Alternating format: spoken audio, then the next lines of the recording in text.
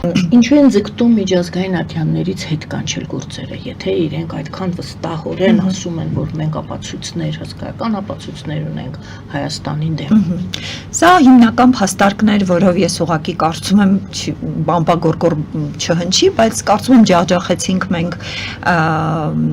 ԵԱՀԿ-ում հենց իրենց պատվիրակությանը, որովհետև այնտեղ պատվիրակության անդամներ կային, որոնք ասում էին դուք հանցագործ եք, դուք իրականացրել եք խոջալու, այնտեղ մի քանի ինչ-որ նոր բաներ էին հորինել, մենք գտել ենք խմբանը եղբայրական գերեզմաններ եւ այս մասով նոր փաստեր են իհադ եկել եւ այս մասով դուք պատժվելու եք եւ այլն, ասենց ինչ-որ անհեթեթ ելույթներ, ու երբ ես իմ պատասխան ելույթում ասացի այս հարցերի լուծման միակ հարթակը ՄԱԿ-ի արդարադատության դատարանն է։ Եթե ունեք փաստեր, եկեք գնանք այնտեղ։ Մենք մեր հայցերը ներկայացրել ենք, ինչ եք անում դուք, պարտադրում եք մեզ, ճնշում եք մեր վրա, պարտադրում եւ նախապայման եք դնում, որ հայցերը հետ քաշենք, ինչը խոսում է բացառապես այն մասին, որ դուք չունեք փաստեր, որ դուք վախենում եք իսկապես այն փաստերից, որոնք մենք ունենք եւ պատերազմական հանցագործությունների եւ տեղի ունեցած բազում սարսափելի գործողությունների եւ բլոկադայի եւ էթնիկ զտման 23 թվականի։ Այստեղ իրենք ուղակի լռեցին։ Եվ այստեղ այս փաստարկը միջազգային հանրության համար, որտեվ երբ դու ուղակի ասում ես մենք տենց բան չենք արել, դուք ստում եք եւ այլ, այստեղ չի աշխատում, որտեվ դրա համար նաեւ պիտի ժամանակ ունենաս ապացույց բերելու եւ այլն, ասում ես շատ լավ, ունեք փաստեր, եկեք գնանք միջազգային դատարան։ Ընդ որում սրանից հետո երբ նայում ենք ադրբեջանական մամուլը, արդեն ավելի շատ էին իրենց հենց փորձագետները այս հարցը բարձրացնում, ինչի ենք մենք հետ կանչում հայցերը։ Այսինքն իրենք էլ ներսում սկսեցին հարց տալ, արդյոք իսկապես մենք այդքան վստահ չենք, իսկ ինչու են հետ կանչում, որովհետև Ալիևը շատ լավ հասկանում է, որ էթնիկ զտման համար, իսկ դրա ապացուցման այլևս բազմաթիվ հիմքեր կան եւ նաեւ Freedom House-ի կողմից նաեւ մեր տարբեր հասարակական կառույցների կողմից իրականացված բավական համապարփակ զեկույցը, փաստահավաք զեկույցը, որ արդեն հրապարակվել է եւ աշխարհում հնարավոր բոլոր միջազգայինները վստահության բավական լուրջ մակարդակ ունեն, որտեղ սա միայն Հայաստանում եւ հայերը չէ, որ արել է, սա Freedom House-ը միջազգային մի քանի կազմակերպություններով են արվել։ Այլևս հասկանում է, որ սրա պատասխանը 10 տարի հետո, 20 տարի հետո, ի վերջո Կիպրոսում 40 տարի հետո տեղի ունեցավ դրա պատասխանը, հա, այսինքն որպես հանցագործ համարվեց եւ այլ եւ այլ։ Այսինքն սրա պատասխանը տասնյակ տարիներ հետո անգամ պիտի տրվի։ Եվ սա է նաեւ խնդիրը, որ ես իսկապես բացարձակ ընդունելի չեմ համարում համաձայնությունը, որ մենք գնացինք եւ հայցերից հետ քաշման հարցը քննարկվեց ընդհանրապես, բայց ես նաեւ հասկանում եմ, որ խաղաղության պայմանագրի այս փուլում համաձայնեցումը թերևս շատ կարևոր էր, մի քանի պատճառներով, եթե ժամանակ ունենանք սրա մասին եւս կխոսենք։ Կարևոր է։ Այս փուլում համաձայնեցումը ինչու էր կարևոր, այսինքն զուտ գոնե բառացի ասել եւ ստանալ Ալիևից նաեւ հրապարակային հայտարարություն, որ մենք համաձայն ենք այս տեքստին։ Սա չափազանց կարևոր էր, որովհետեւ կային արդեն նախադրյալներ, որ ԱՄՆ-ն որոշակիորեն ներգրավում է process-ում, այսինքն արդեն կար որոշակի քննարկում, անգամ քննարկվում էր ինչ որ ժամանակ, որ պիտի հենց ստորագրվի եւ այլ եւ այլը, եւ կար մտավախություն, որ տեսնելով, որ Թրամփի գործելավոճը ինչպիսին է, հա, այսինքն առավելապես թույլին ճնշելու տեսանկյունից։ Ես ունեի այդ մտավախությունը, որ չի բացառված, չէինք կարող բացառել, որ հենց մեր կողմը չի ճնշման ենթարկվելու եւ այնտեղ մեկ հարց էր հիմնականում, որ համաձայնեցված չէր եւ դա ոչ թե սահմանադրության փոփոխություն եւ այլ կրկին գնում ենք Սյունիք, այսինքն ապաշրջափակման հարցներ եւ որևէ կերպ չէին կարող բացառել, որ կասվեր դե եկեք սա էլ համաձայնեք, այդ սահմանադրությունն էլ փոխեք կամ խոստացեք, որ պիտի փոխեք եւ ստորագրենք։ Երբ որ արդեն հրապարակային ասվեց, որ համաձայնեցված է տեքստը, եթե որևէ կողմ կլինի ԱՄՆ, Ռուսաստան, մի աստված մի արածցե,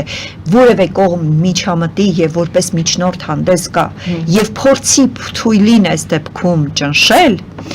միանգամից հակափաստարկը շատ հիմնավոր է, երբ ասում ես փաստաթուղթը համաձայնեցված է։ Եթե մենք որևէ բառ այս փաստաթղթում փոխենք, այլևս դա պիտի նորից սկսենք բանակցել հավելյալ մի քանի տարի։ Որևէ կողմին սա ձեռնտու չի։ Այսինքն դա ուժեղացրեց մեր կողմին, այո,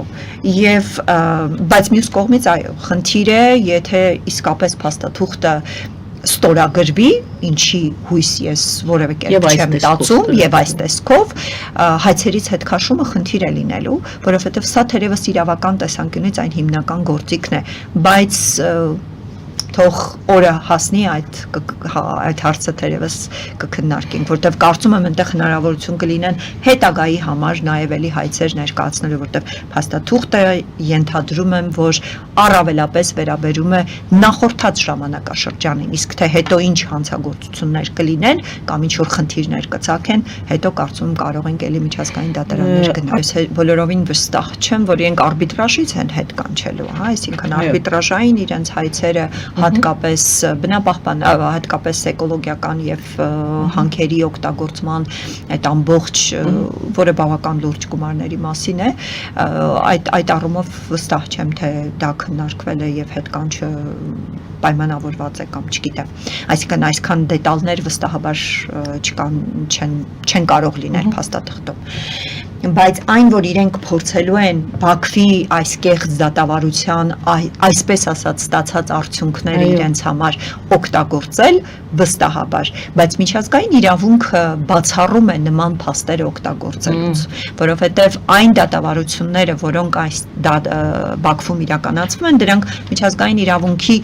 տոտալ խախտմամբ են իրականացվում եւ այդ փուլում ձեռք բերված եւ ապացույցներ կոչվածը եւ մեծ հաշվով դատավճիռը չի կարող հիմք հանդիսանալ միջազգային որևէ ատյանի համար։ Սա միանշանակ չի կարող, որտեղ այստեղ փաստարկները չափազանց շատ են, այն որ փաստաբան չեն ունեցել, այն որ այս մարդիկ ընդհանրապես արդարադատության հասանելիության խնդիր են ունեցել, բոլոր հնարավոր կոնվենցիաները եւ եվրոպական մարդու իրավունքների եվրոպական եւ ընդհանրապես բոլոր հնարավոր միջազգային օրենքները խախտվում են այստեղ եւ դա չի կարող հիմք հանդիսանել միջազգային հարթակում, այն որ իրենք ֆաբրիկացված ինչ որ բաներ կասեն եւ կստեղծեն այդ միֆը եւ ելի հնարավոր բոլոր այդպես միջազգային հարթակներում սրա մասին կբարձրակոչեն եւ կգորգորան, սա հասկանալի է, բայց միջազգային հարթակում չեն կարող բարեբախտաբար որևէ կերպ նաեւ սահմանափակված չենք մենք մեր հիմնական խոսույթները համաձայնեցնելու։ Ընդ որում ես նաև էլի շեշտում եմ, մենք որպես հասարակական կառույցների ներկայացուցիչներ, այդ թվում նաև այլ կառույցների ներկայացուցիչները, որոնք տարիների աշխատանք են նաև այս ուղղությամբ իրականացնում, իմ գործընկերները, որոնք նաև աշխատել են էթնիկ զտումը ապացուցող այդ փաստահավաք զեկույցի վրա,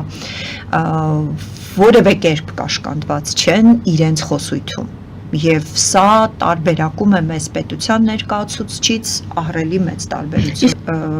եւ պետության դեսպանատան ներկայացուցիչները, ընդ որում դեսպանատան ներկայացուցիչը եւս շատ ճիշտ փաստարկներով եւ հիմնավորված ելույթներ ունեցավ, բայց այն բառամթերքը, որ մենք կարող ենք կիրառել, պետության ներկայացուցիչը երբեք չի կարող կիրառել եւ չպետք է կիրառի, հա, այսինքն սկսած նրանից, որ եթե ես կաշկանդված չեմ որևէ կերպ ասել դիկտատոր Ալիև եւ դիկտատոր Պուտին եւ երկուսի հիմնական խոսույթները ներկայացնել, ընդ որում ներկայացնել ոչ միայն բառացիալ նաեւ տպագրական նյութերով, շատ հստակ փաստեր իրենց ուղակի մեջբերումները ներկայացնելով, պետության ներկայացուցիչը դա չի կարող անել, այսինքն այստեղ է տարբերությունը նաեւ հանրային դիվանագիտության եւ պետական դիվանագիտության։ Սա իրականում անգամ այս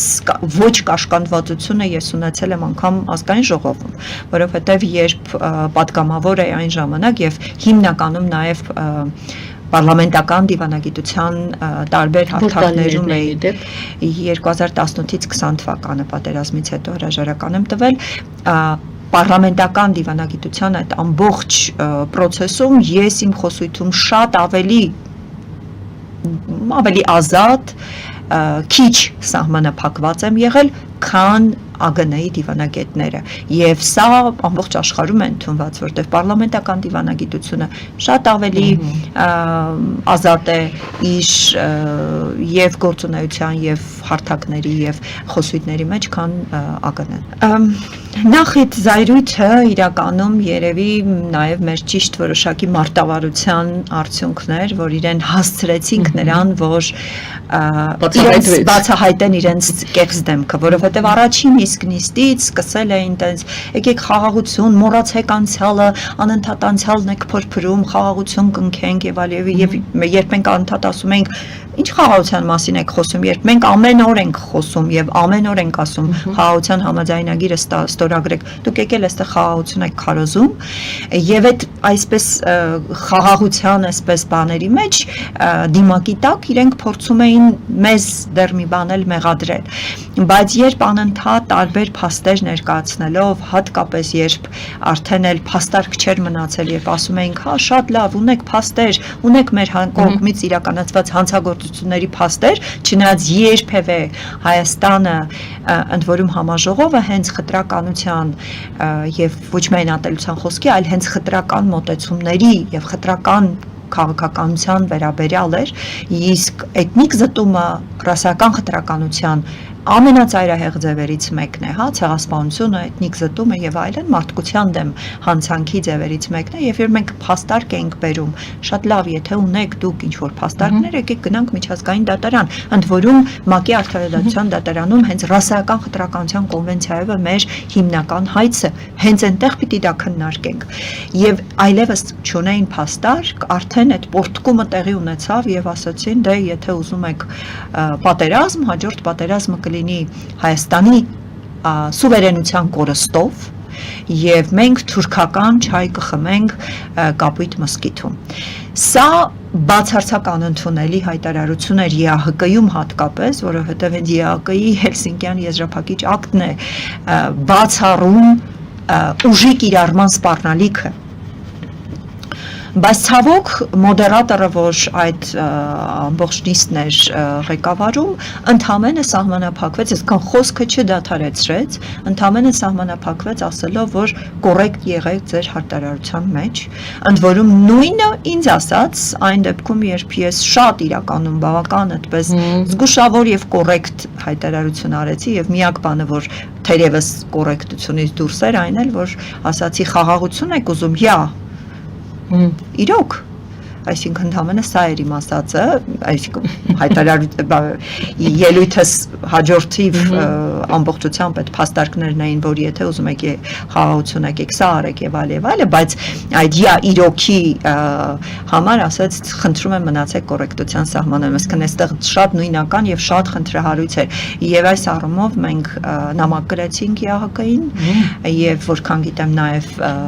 ԱԳՆ-ի կողմից է, այսինքն դեսպանատան կողմից է որոշակի այդպես դիտարկում արվել, ես իմ ելույթում էլ ասացի, որ պիտի ունենաք ընթացակարգ նման ելույթները ուղղակի դադարեցնելու կամ շատ խիստ նկատողություն անելու եւ տվյալ անձին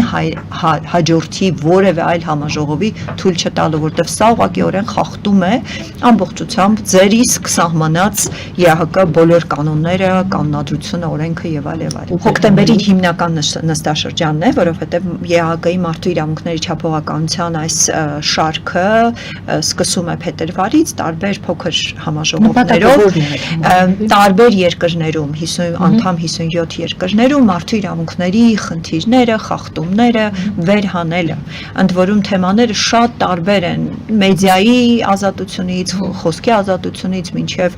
նույն խտրականության խնդիրներ կամ հավաքների ազատությունից մինչև ատելության խոսք եւ այլ եւ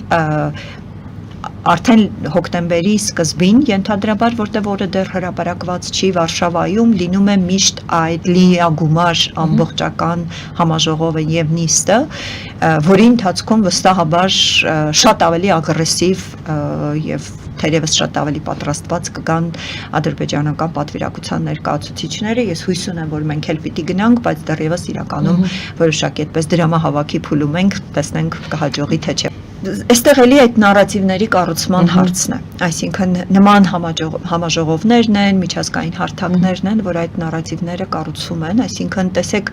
ինչու էր հենց օրինակ Ադրբեջանը տասնյակ տարիներ ահռելի ջանք միջոցներ, ահռելի միլիոնավոր դոլարներ, ինչպես մենք ասում ենք, նավթադոլարներ ներդրել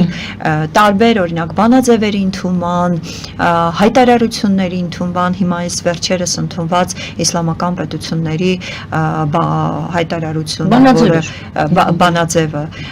որը չափազանց մտահոգիչ էր եւ այս առումով մենք Իրանի հետ նաեւ պիտի աշխատենք, ենթադրում եմ, որ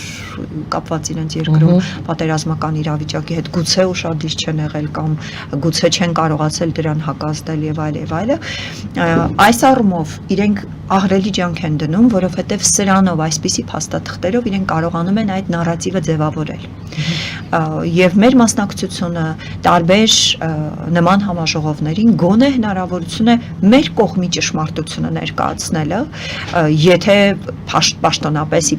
մենք իրավունք չունենք որևէ կերպ ազդել այդ հայտարարության տեքստերի վրա եւ այլ կամ բանաձևերի վրա, սրանով հիմնականում աշխատում են գոնե հանրային ընկալումը որոշակիորեն փոխել, որովհետև օրինակ նույն այդ ելույթներից հետո միջազգային տարբեր պատվիրակությունների ներկայացուցիչներ մոտենում էին, խոսում էին, քննարկում էին, հարցնում էին, մենք այնտեղ նաև side event, այսինքն հավելյալ միջոցառում իրականացրեցինք ներկայացնելով եւ էթնիկ զտման ամբողջ փաստերը ներկայացնել, նաև Արցախցի ներկայացուցիչ ունեինք, որը ամբողջ այդ բլոկադայի սարսափը եւ ճանապարհի այդ ամբողջ դեպորտացիայի ամբողջ ողբերգությունը ներկայացրեց անձնական փորձով եւ այս առումով շատ կարեւոր է նման միջոցառումները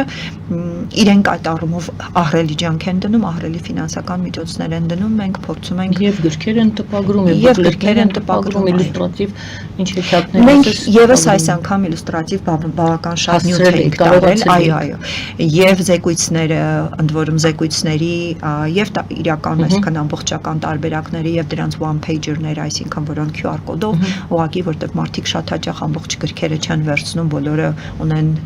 ծանրության խնդիր, այսինքն այս տեսանկյունից մենք եւս եւ Պուտին Ալիև եւ fact sheet-եր, այսինքն որ թե 88 թվականից Ադրբեջանը հայատյացության ինչ գործողություններ, էթնիկ զտման ինչ գործողություններ Սումգայիթ բակ բոլոր հնարավոր դեպքերը նշված տարեթվերով մարդկանց սպանությունների քանակով եւ այլ